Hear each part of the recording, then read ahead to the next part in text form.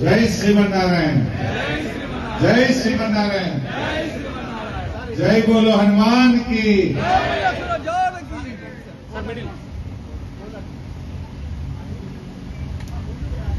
గౌరవనీయులు శ్రీ శ్రీ శ్రీ త్రిదండి చిన్నజీయ స్వామి వారికి, గౌరవనీయులు శ్రీ దుర్గా ప్రసాద్ స్వామీజీ గారికి, గౌరవనీయులు ఆంజనేయులు గారికి, గౌరవనీయులు అప్పారావు గారికి, వేదిక మీద ఉన్న పెద్దలు, హనుమాన్ దీక్షలో ఉన్నటువంటి స్వాములకు, ఇక్కడికి విచ్చేసినటువంటి భక్తులకు, మీడియా మిత్రులకు అందరికీ పేరు పేరున నమస్కారం.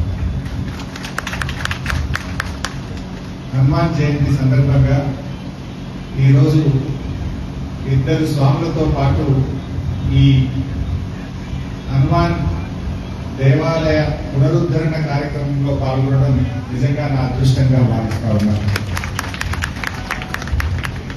ఒక కొత్త దేవాలయం నిర్మించిన, ఒక జీర్ణ దేవాలయ పునరుద్ధరణ జరిగిన తప్పకుండా జిఎస్ స్వామి వారు రావాల్సిందే అక్కడ.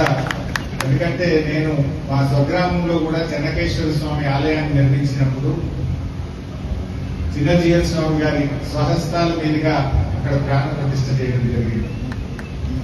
వారి దేశంలో, మన రాష్ట్రాల్లో ఎక్కడ కూడా దేవాలయ పునఃప్రతిష్ఠ జరుగుతుందంటే అక్కడ తప్పకుండా చిన్న జిఎస్ స్వామి వారు ఉంటారు. నిజంగా ఈరోజు ఈ హనుమాన్ జయంతి పర్వదినాన ఇద్దరు పీఠాధిపతులు, ఇద్దరు గురువుజీల సమక్షంలో ఆ కార్యక్రమంలో పాల్గొనడం మనందరికీ కూడా ఎంతో అదృష్టంగా నేను భావిస్తా ఉన్నాను. చిన్నజీయ స్వామి వారి గురించి ఎంత చెప్పినా తక్కువే. సమాజాన్ని ప్రేమించాలి, సమానత్వాన్ని పాటించాలనేటువంటి ఒక నినాదంతో పవిత్ర యజ్ఞాన్ని చిన్నజీయ స్వామి గారు ముందుకు తీసుకెళ్తా ఉన్నారు. హైదరాబాద్ లో వారు ప్రతిష్ఠించిన స్టాచ్యూ ఆఫ్ లిబర్టీ దానికి నిలువెత్తు నిదర్శనంగా మనం చెప్పుకోవాలి.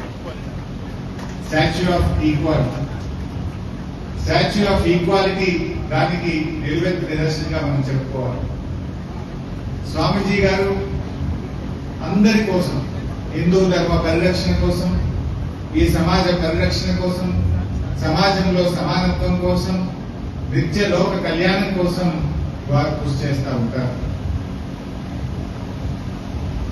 ఇద్దరు స్వాములు కూడా వారు లోక రక్షకులుగా ఈరోజు ముందుకు తీసుకెళ్తా ఉన్నారు. చిన్నజీవ స్వామి గారు మనకు కనిపించేటువంటి దైవం. వారిలో మనందరం కూడా ఒక దైవాన్ని చూస్తూ ఉంటాం. మరి ఈరోజు ఆంజనేయ స్వామి ప్రతిష్ఠ జరగడం నిజంగా చాలా సంతోషం.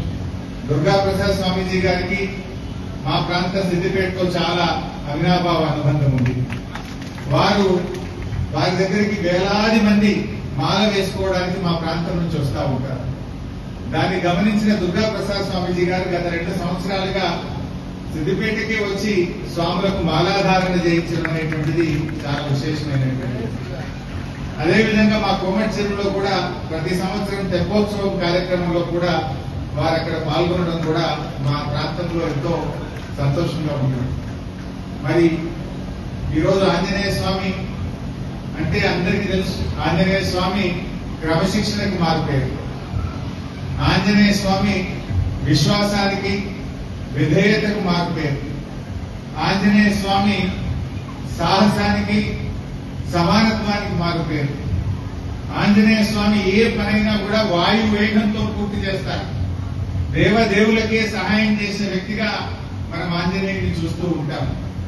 సీతమ్మ తల్లి లంకలో ఉందా అని తెలుసుకోవడానికి వాయు వేగంతో వెళ్లి సీతమ్మ తల్లి యొక్క జాడను తెలుసుకొని వచ్చినటువంటి మహనీయుడు ఆంజనేయుడు.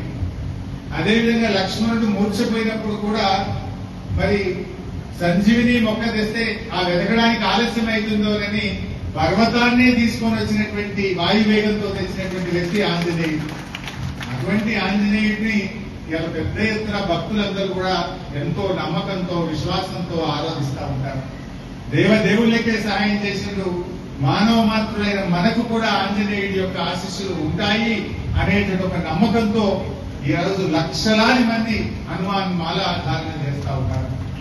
వేల మీద లెక్క పెట్టే సంఖ్యతో ప్రారంభమైన ఈ హనుమాన్ మాలాధారణ ఎక్కడ చూసినా లక్షలాది మంది 41 రోజులు, 21 రోజులు, 11 రోజులు మాలాధారణ చేస్తూ చక్కగా ఈరోజు ఆ హనుమంతుని యొక్క సేవలో నిమగ్నం అవుతా ఉన్నారు.